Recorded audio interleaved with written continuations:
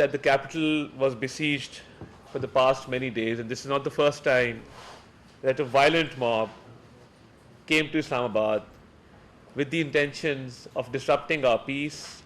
We had a foreign guest here who was in the red zone for the past 2 days, and the miscreants, they were armed with latest weaponry.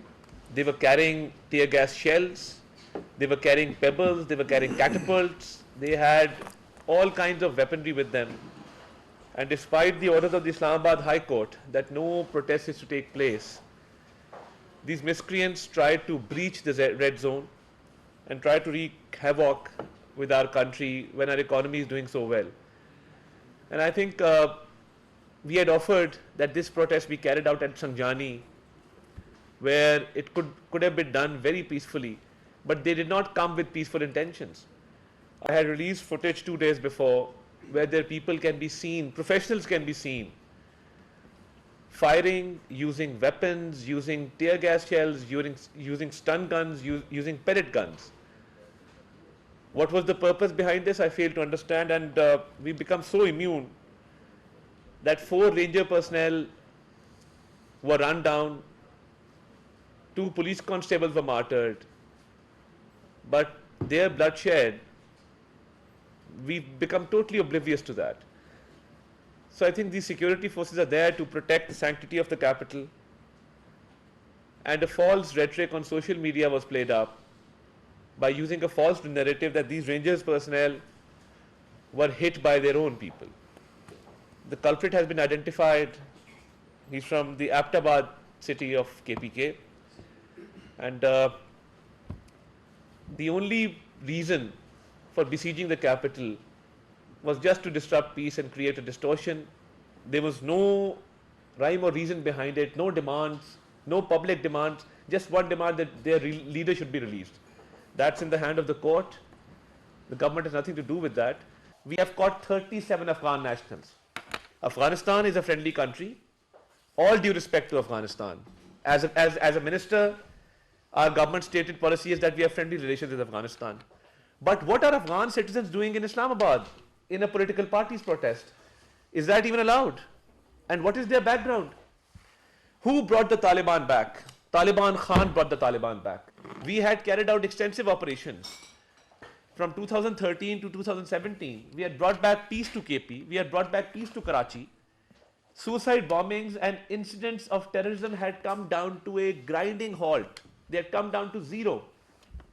But Mr. Taliban Khan comes back, and because he's always been a Taliban sympathizer, he brings them back and makes them settled in these areas. Now KP is fighting a war against terrorism, and the Chief Minister is not interested.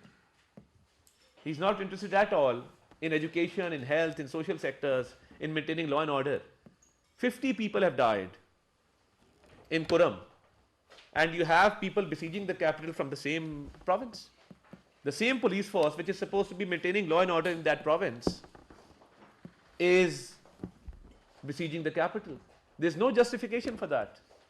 So the terrorism, the rise in terrorism in Pakistan, there's only one man responsible who promote violence, and this is the same party where religion is used as a tool.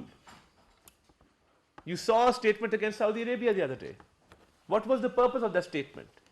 There was only one purpose of the statement: to play with the religious sentiment of the people of this country. They've always done that. They will use religion wherever they can for their own political purposes. They will use the Taliban for their purposes, political purposes, and they will use religion for that purpose. I would just briefly like to condemn 3 media houses were ransacked. Office of Ek News, a reporter of AP, the office of 2 other news channels, AGN and Sama TV, they were ransacked. So I will now request Federal Minister for Planning, Development and Special Initiatives, Mr. Ahsan Iqbal, to address you. Thank you very much.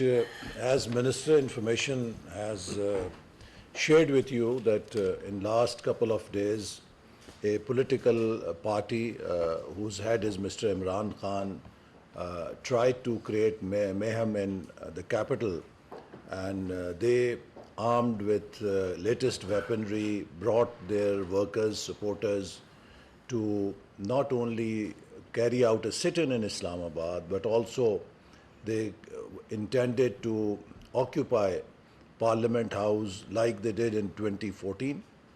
At that time also they entered red zone and in the name of sit-in, and eventually they overran Parliament House. They burned this building where we are sitting, the PTV headquarters. And subsequently we see that there is a pattern of violent politics that PTI has been carrying out.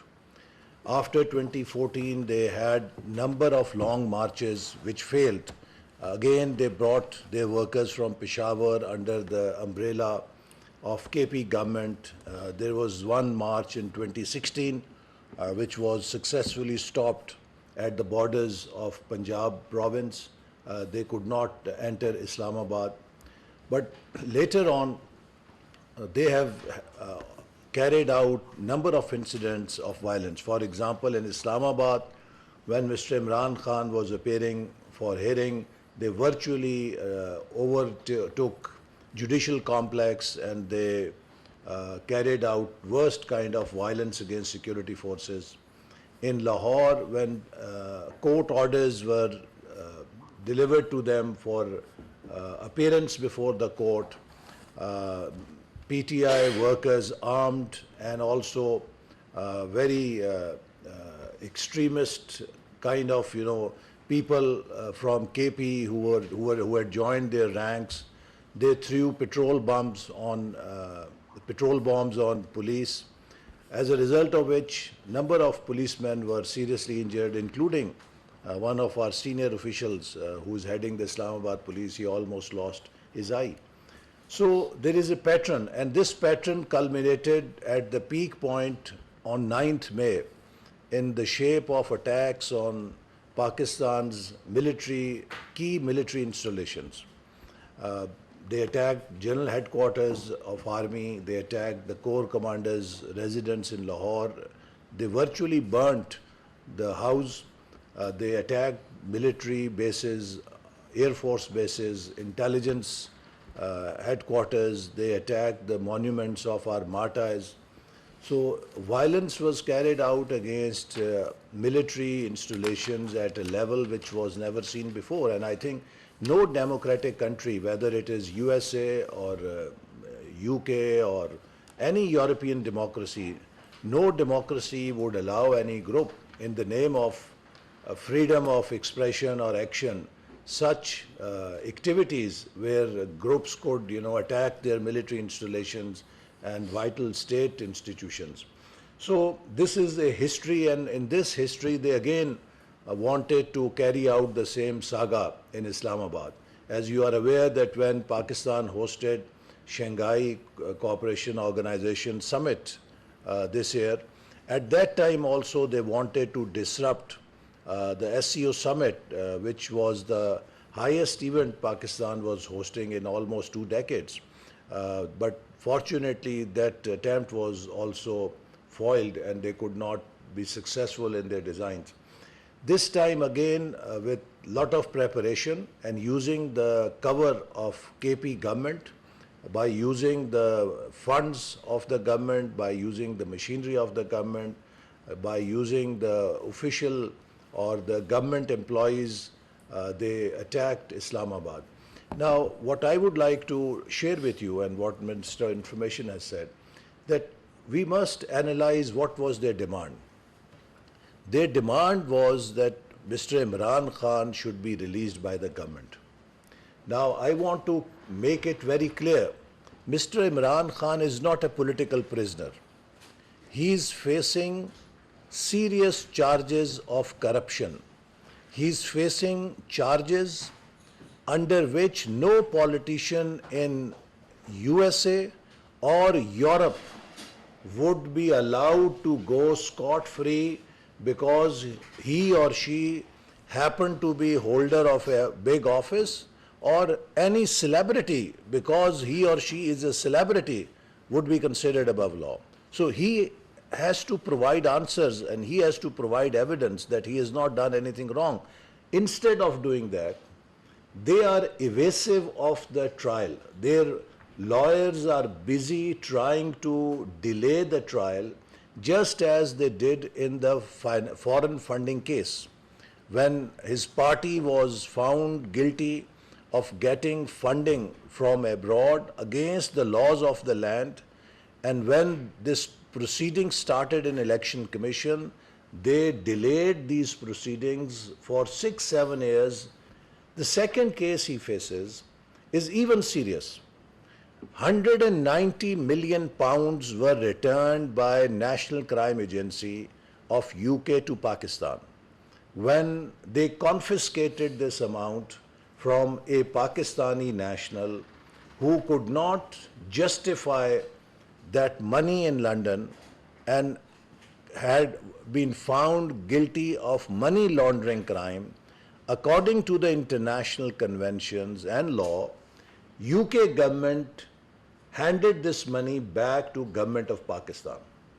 Instead of depositing this 190 million pounds in the state exchequer, Mr. Imran Khan, in collusion with one of his financiers, who was his political financiers, Mr. Malik Riaz, he gave UK authorities the direction that this money be deposited in an account opened by Supreme Court for Mr. Malik Riaz to deposit his fine money for the fine that Supreme Court had imposed him.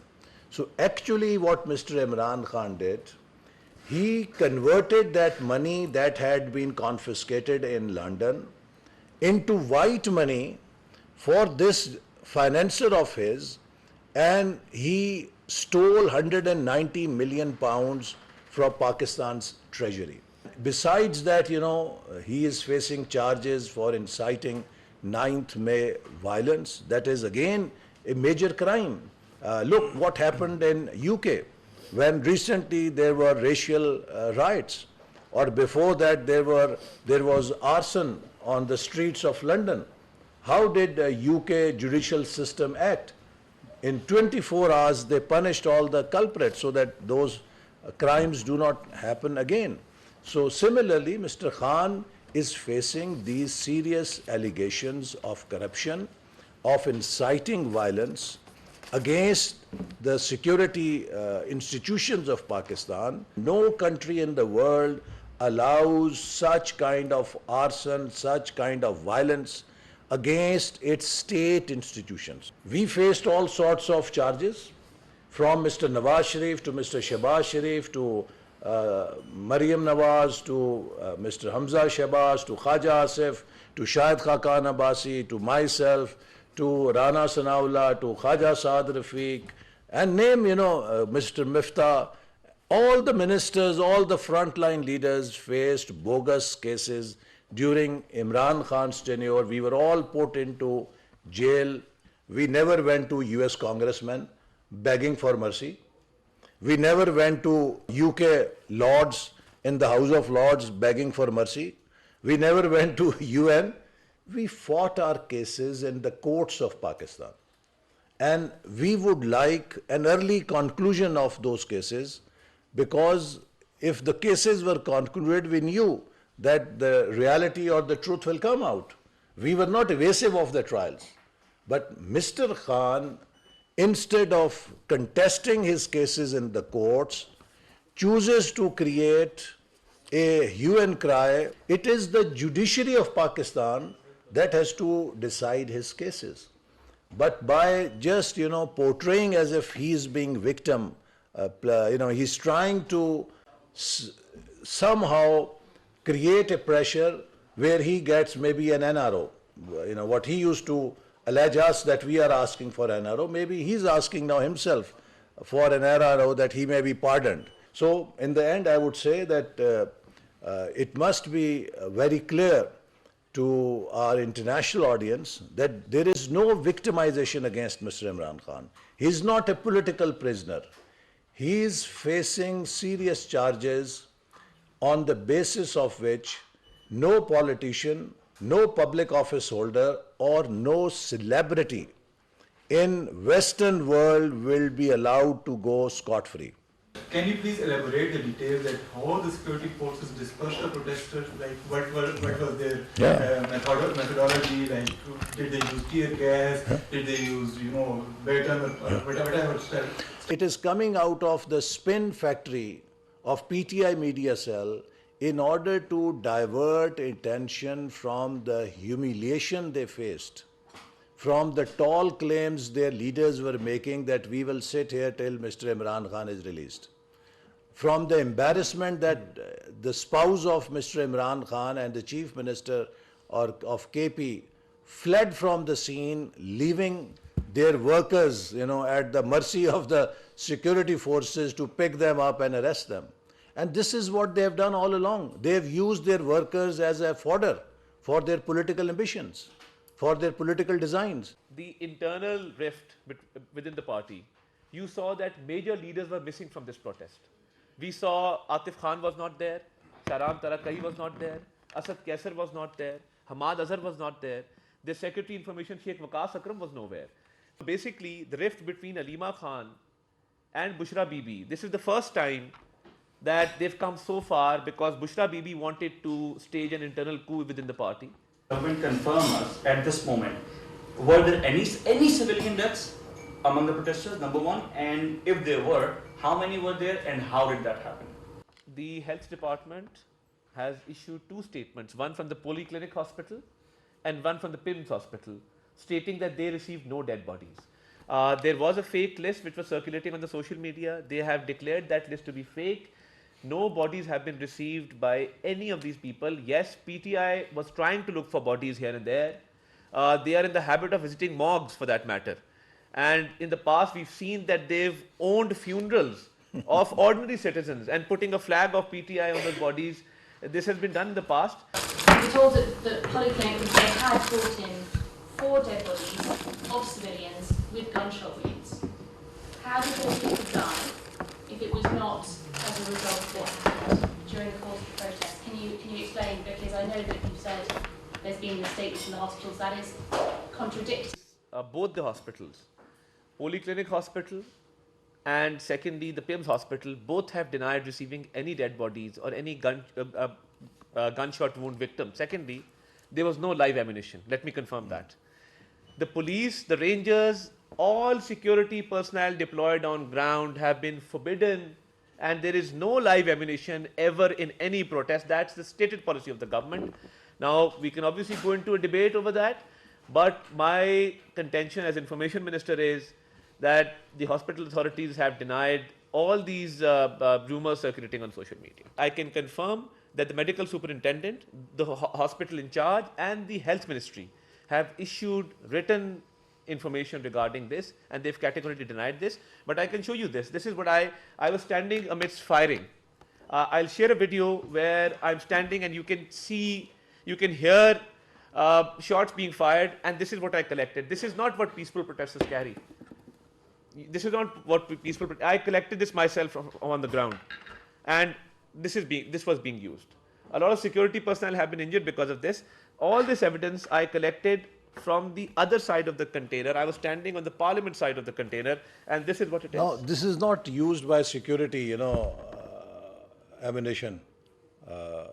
These are the guns which are normally privately used. A political party which makes video of every single thing that they do could not come up with one video of direct firing.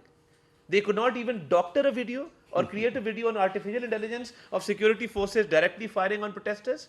So you see, we have CCTV footages. I'm playing these footages behind you on the screen. I'm playing it over there. We have clear footages. No direct firing was done by security forces. Thank you very much. Thank you.